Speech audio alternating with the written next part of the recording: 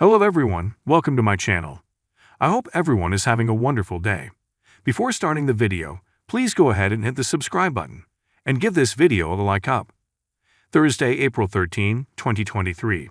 On this episode of The Young and the Restless, Abby moves into Devon's, Victoria and Nate have sex. Chance obtains the proof he needs and Devon walks out. At the memorial, Daniel assures Lucy that her grandma would also be proud of her. While hiding, Phyllis gives her granddaughter a whispered kiss and says sorry. Summer compliments Lucy on her speech and thanks her. Chance finds out that Diane bought the poison nearby and requests a search warrant from the GCPD. Summer wants to have a memorial service for her mother at the front, but first they need to know what happened that night. "All I want is someone to know the truth," she said. "They might be able to sleep at night if they receive answers." Kyle advises that they end it, but Summer objects because not everyone has been in touch. The question, "Diane, is there anything you would like to say about my mom?" Abby arrives at Devon's house and pushes her suitcase through the door while yelling about how much stuff she has and how they need more storage.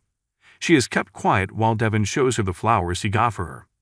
"Welcome to your new residence," they embrace. "We're actually doing this," exclaims Abby. She receives her own set of keys from Devon, who assures her that she is exactly where she needs to be.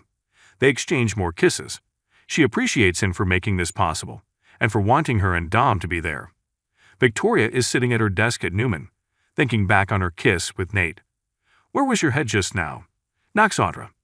Diane tries to avoid speaking during the memorial, but Summer encourages her to speak from the heart. Jack believes it is inappropriate. Diane urges Victor to speak up, but he declines, saying he'll speak privately with his granddaughter. Diane wants to follow suit. Summer prods Diane and notes that when they last spoke, Diane had no issue expressing her ideas to her mother. "Consider this an opportunity to support my family in their grief." While appearing shocked, Diane replies, "Sure." She gets to her feet and claims that she and Phyllis weren't really close friends. Phyllis chuckles. Diane is aware of her love for her children. Daniel decides that's when he should start talking. Daniel enters the room and declares that his mother was once described as fierce by a friend. That understates the case. He points to the image of Phyllis and adds that she was unpredictable and bright, and that she was an adventure. There was an immense love driving whatever she did underneath it all. It was sometimes difficult to watch her squander her talent on the wrong things. He claims that she was great and shouldn't have left. Daniel believes that Mother is still attempting to impart to him the lessons of better love, stronger family loyalty, and truth-seeking. He believes Mom is attempting to teach him the value of fiercely guarding the people you care about. Daniel wished he had known that when Mom was still with us. He apologizes to her portrait for not having more time with her. "Mom, I adore you. I will always," Victoria claims that she had an adventure in mind while at Newman. Inquiring as to what she can do to assist Audra, Victoria replies, "No, thank you." Victoria praises Audra for being proactive as they discuss an analysis she conducted. "You're giving Nate excellent support," I said. "Giving Nate whatever he requires is the plan," according to Audra. Victoria turns to gaze at her. "Nate is doing so well," says Audra, "that he'll definitely climb the corporate ladder soon, here or somewhere else." She notes that she is aware with the majority of the initiatives that are most important to him. According to Victoria, she would want to replace Nate if he were hired or promoted. Summer and Daniel embrace at the memorial as they express their sorrow together. In disguise, Phyllis keeps an eye on them. Danny gets to his feet and declares that he can see Phyllis's heart in his son. He is aware that Lucy and her children will carry on her capacity for love and charity. Danny wants to sing a song in Phyllis' honor. He sits down at the piano and starts playing "There'll Never Be Another You" to the cheers of everyone there. As he sings, Summer sobs and Phyllis displays pain. Chance looks at Diane. Police deliver a search warrant at the Abbott residence. A staff member opens the door for them. Danny gets to his feet and declares that he can see Phyllis's heart in his son. He is aware that Lucy and her children will carry on her capacity for love and charity. Danny wants to sing a song in Phyllis' honor. He sits down at the piano and starts playing "There'll Never Be Another You" to the cheers of everyone there. As he sings, Summer sobs and Phyllis displays pain. Chance looks at Diane. Police deliver a search warrant at the Abbott residence. A staff member opens the door for them. At Newman, Victoria reminds Audra that she joined even more recently than Nate, who is the company's CEO. Audra acknowledges this and claims she has a lot to teach as well as learn.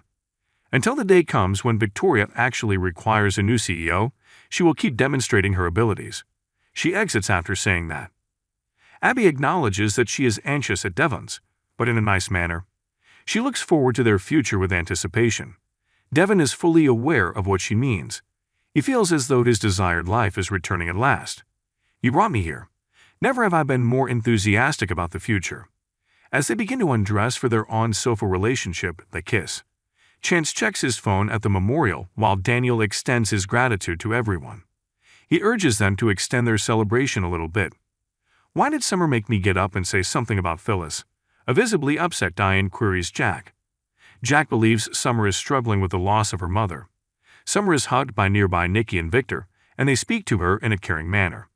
Danny is informed by Michael and Lauren that the song and tribute were beautiful. It would have moved Phyllis so much. Danny and Michael embrace. Daniel will always carry his mother's spirit, Lily assures him. Danny invites Lily to join them and recommends that they all grab a bite to eat. She consents. Daniel moves away to bid Summer farewell. He assures her that their mother would have liked the event and that it was amazing. She appreciates his words. He agrees. As Phyllis looks on, they embrace and declare their love. She tells herself that she will do whatever it takes to keep her family safe.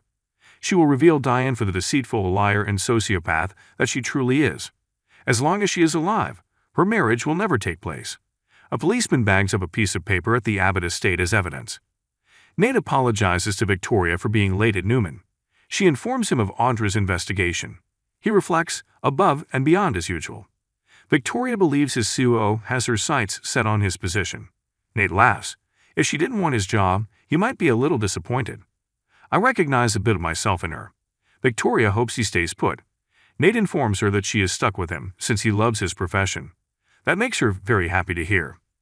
Lily praises Danny for including her at society. He believes that spending time with loved ones and unwinding is beneficial. Danny recounts Lucy the story of the time when Lily was a strawberry and her father was a banana. Lucy is astounded by the tale of their eloping and finding work posing as fruit. Daniel and Lily smile at one another. Both Danny and his son's mother are extremely proud of him. Taking his hand is Lily. Diane complains to Jack about Chance looking at her during the memorial. Why is he even present? Jack appreciates him keeping Stark at a distance. Kyle approaches and inquires about Summer's condition. She cannot comprehend her mother's passing. She would have liked this situation, especially her calling his mother out, according to Kyle. Why did she do it, he wonders. According to Summer, she channeled her mother. She observes Chance when he approaches and requests to talk with Diane outside. Chance is given no other options as Jack and Kyle attempt to step in. "Diane Jenkins, you are being held on suspicion of killing Phyllis Summers." In the shadows, Phyllis beams a triumphant smile as Diane exhales. Victoria and Nate exclaim at Newman about the impressive results in their reports. She will present the proposition the following day because she believes they can advance Langston. Nate affirms that she made the right decision to reject the McCall bargain. Pouring 2 glasses of her new bourbon, Victoria decides she wants to celebrate by having a drink. Nate smiles and says, "You do know what I like." Daniel and Lily torment Lucy at society until she yawns. Danny offers to drive his granddaughter back to the hotel because he believes she needs some rest. Daniel nods in agreement, and they embrace goodbye. Lily is informed by Daniel that "I'm pretty sure the two of them were trying to set us up." Daniel offers to escort Lily to her car as they exit society. "It's okay," she says. She was there for him, and he appreciates that. According to Lily, they will always support one another. She gives him a cheek kiss and tells him to rest before leaving. Diane is handcuffed at the club and argues that she did not kill Phyllis. Chance claims they have fresh proof as Jack yells about her having an alibi. "It has to be Jeremy Stark," Diane yells. The evidence is being followed by Chance.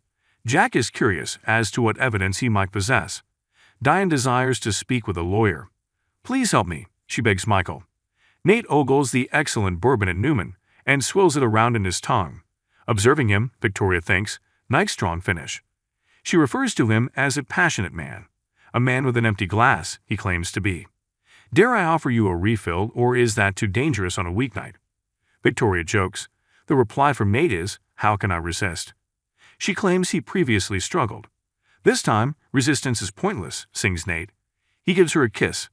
He receives a serious look from Victoria, who then drags him into a more passionate embrace that finishes with them, both on the desk. Audra can hear the contents from Victoria's desk, dropping to the floor outside the office. She approaches on tiptoe and hears the internal kissing and moaning. Don't tell me you are seriously thinking of defending Diane now. Lauren snarls at Michael in the club. Diane claims she has been falsely accused and is innocent. Diane hears Michael say, "I'm sorry." He counsels her to remain silent and asks Jack to get legal counsel. As Diane is brought outside, everyone scatters. "You okay?" Nick queries Summer. "I guess I got what I was hoping for," she sobs, the reality. "Diane murdered my mother." She sobs because she didn't accept her mother's warning that the woman was harmful. Phyllis stands by herself in the room as Nick leads her out. She exhales. The Young and the Restless will then have Jack promising to defend Diane, Mariah, and Tessa's return, and Nick giving Nate a choice. Please be aware that we might get a small commission from any purchases you make after clicking a link in this article. Thanks for watching this video. Please subscribe to our channel and stay with us.